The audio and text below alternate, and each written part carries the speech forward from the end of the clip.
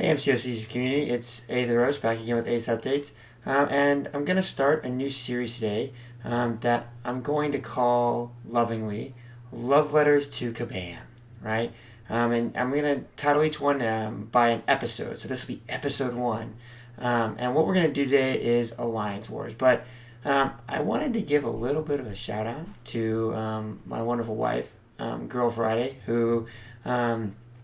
As you can see in the camera in the video right now, you can see our new microphone. So hopefully you'll hear me a little bit better. The audio quality will be a little bit better for all future videos that we post. So, anyways, let's get back to the episode. So, in the first episode that I wanted to do for our Love Letters to Kabam, I wanted to pick a topic that is I want to start with a bang. And we talk about alliance wars a lot, and I'm sure there's a lot of people out there that have had a lot of great ideas, and maybe some of the things you'll see have been ideas that other people have presented. But, as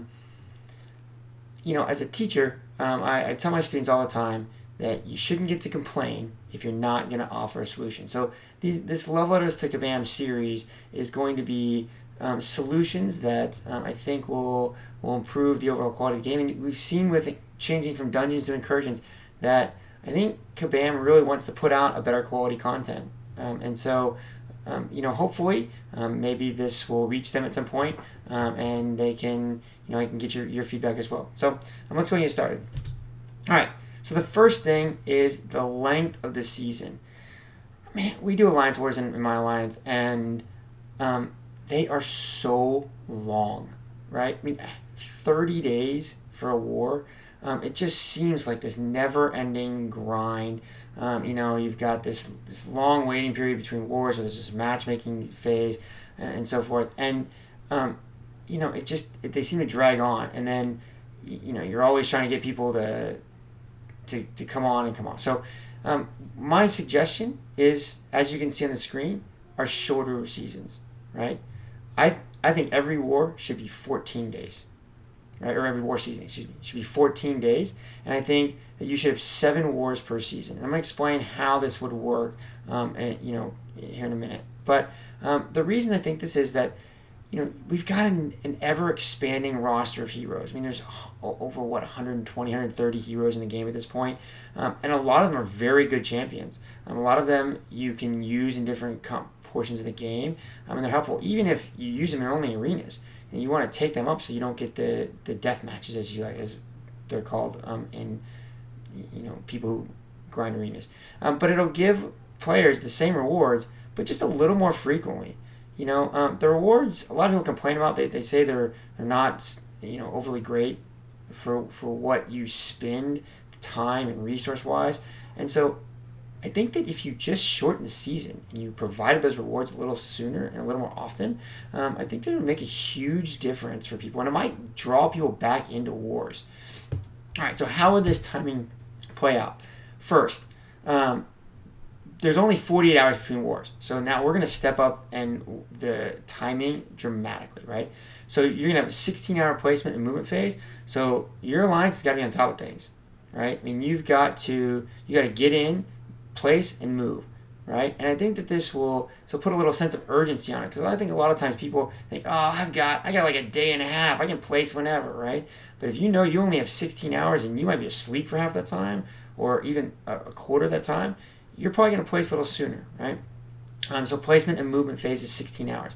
The attack phase is 16 hours, and then you get a 16-hour break between wars, right? So it gives a little bit of time to catch up and make adjustments to your how you're doing things in your BG and in your alliance in general, right? And then the off season, right? I think the off season should be 1 week. But here's where I think that maybe a little controversial, but I think there should be no wars during the off season, none whatsoever, right? I think that there shouldn't be any wars, because I know that it's controversial because you might not be getting any shards, but this is going to be a significantly more intense war season, right? I mean, you're talking about every 48 hours you're doing a new war, right?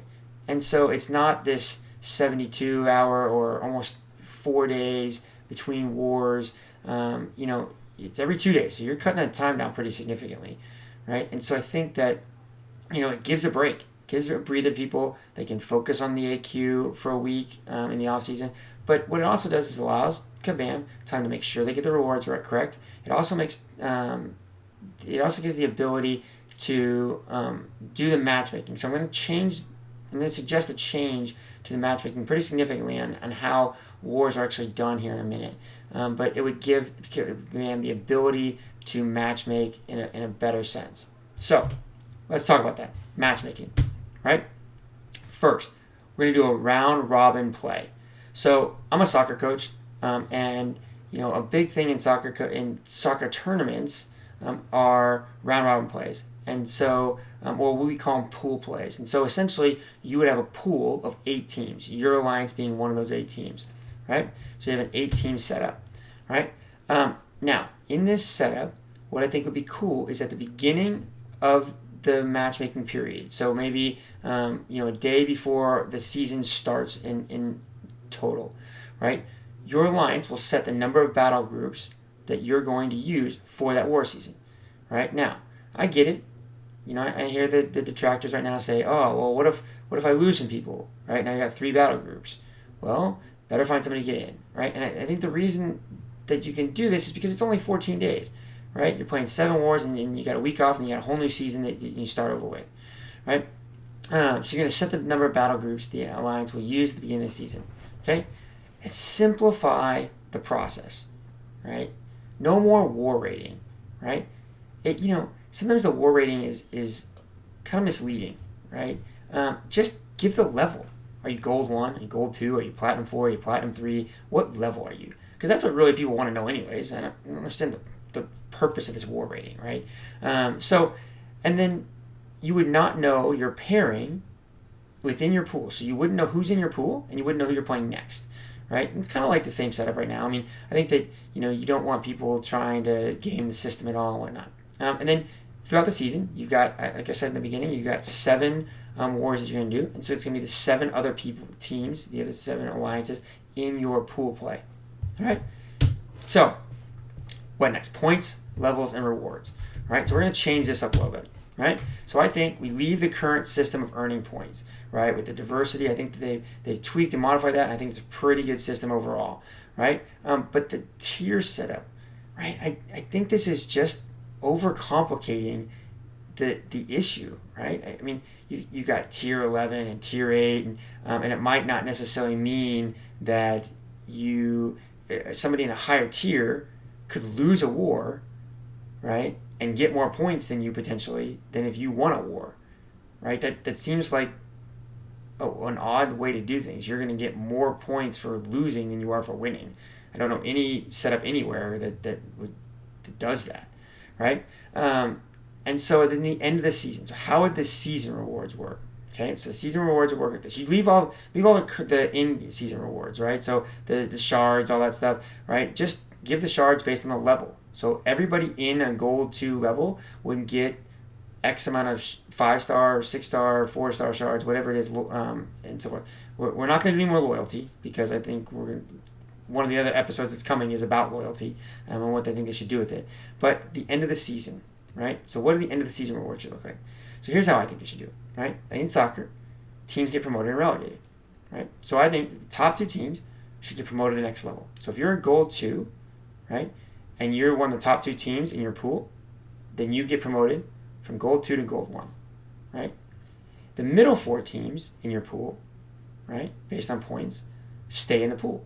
Right, so you stay in gold 2, right, and you'll be placed in a different pool of different alliances the next season, right, and then the bottom 2 teams from your pool get relegated from gold 2 to gold 3, right, and you wouldn't really know where you stand points wise with your pool, but I think this can make it more interesting, right, so then rewards are issued based on your final season level, right, so if, for example, I was in gold 2 in that previous example and I finished in gold 1, then the season rewards that I receive, right, would be the gold 1 rewards. Right? So I get rewarded for being in the top 2 teams and I get promoted. I get those season rewards. Right? And then if I maintain the gold 1 the next season, I stay where I'm at. I get those rewards. Right? So if I'm in gold 2 and I stay in gold 2, I get gold 2 rewards. But if I get gold 2 and I go drop down and I get relegated at the end of the season to gold 3, then I would get the gold 3 rewards. Okay, I think this make a simple but a pretty effective change. All right, war design. Okay, so I think that part of the big issue that I've always kind of wondered about, and I don't know why they do this, is why do they have free nodes in war? I mean, all it does is cost you energy to do nothing, right? So to me, I think that there should be no free nodes anywhere, right? So assuming a full placement, so assuming all 10 summoners in your battle group place, I think there should be 50 nodes per battle group, not 60 or 65, whatever there is now. It should be 50 nodes per battle group, and that way, there's no chance that anything gets left open potentially, right? Don't leave it to that, right? So each battle group has 10 summoners, 5 defenders each, 50 nodes. Okay, so I know this has been a point of topic with Kabam. So I've got a couple solutions for you, Kabam. War energy. All right. So because the time for wars in general, for placement phase, for attack phase, and for in-between phase is shorter, I think you should just either do one of two things. Eliminate war energy as a whole, or make a purchasable war energy. So put in the store, take the little yellow small energy icon, make it red for the war energy, and allow you to purchase it for units, right? I think it should be a small amount of units because you're also asking for units for boosts and revives and all kinds of things like that. But make it purchasable, right? Make 5 steps purchasable. 10, 15 units, something small, right? But this would allow alliances who maybe have players that are in different time zones as well with these short periods of time to, work cooperatively. Because essentially part of the reason that we love this community is that we get to play together, right? And I can grind arenas all day long and I can do story mode and questing mode. But part of the reason that this game has been so lasting is getting to play with each other, right? And AQ does that to some extent, right? But I think Alliance War is really kind of the pinnacle, or should be the pinnacle, of what you're doing. You're trying to get these champions ranked and leveled so that you can really kind of compete against other alliances, not just against some AI. You're trying to be the best alliance out there, and I think that's the whole point of, in a sense, one of the points of alliances, right? And then finally, you can see on the screen, fight timers should go from 3 minutes to 7 minutes. Make the fights be based on skill, not whether or not you can fight aggressively enough to not time out. And we did this in incursions from dungeons, right? You put it to 7 minutes. One of the best changes of incursions. Some of those fights are hard, right? And some of the fights in Alliance Wars are hard. And if you don't have to rush and make decisions you wouldn't normally make in a fight because of a timer so you don't time out, I think that would benefit everybody. A war should be based on skill, not on time. All right, so paths. So this is the next. So you got section 1, you got section 2, and then you got the mini bosses and bosses, right? I think the overall new-ish maps I think are good, right? I like that you can come to the middle and our alliance, we just keep the same path the whole way. But I think if for some reason you just get some really crummy matchups that you want to switch out, I think being able to come to the middle and between section 1 and section 2 and being able to swap out to a different section, I think is great, right? But here's my suggestion. Here's where I think it can be made really fun. One of the biggest things I hear about is incursions is all the hacks, right? And why not take something that's probably one of the best new features in the game in a long time and apply it to war? So here's my suggestion, Kabam, is on the right side, the left side, and the middle of the path.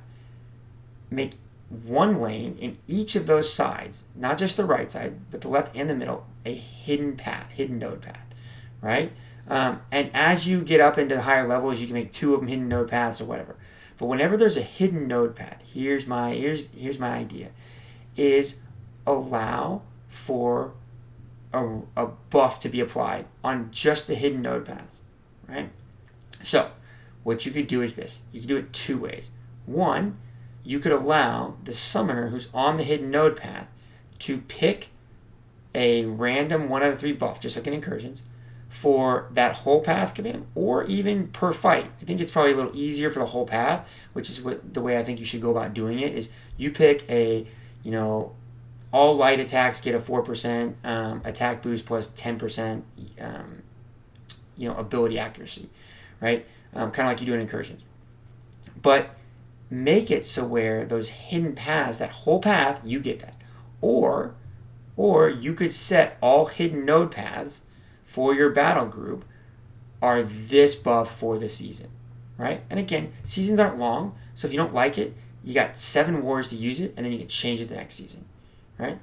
So, then one of the last things I want to talk about is defenders, right? Man, you made it so where diversity was such a big thing, right?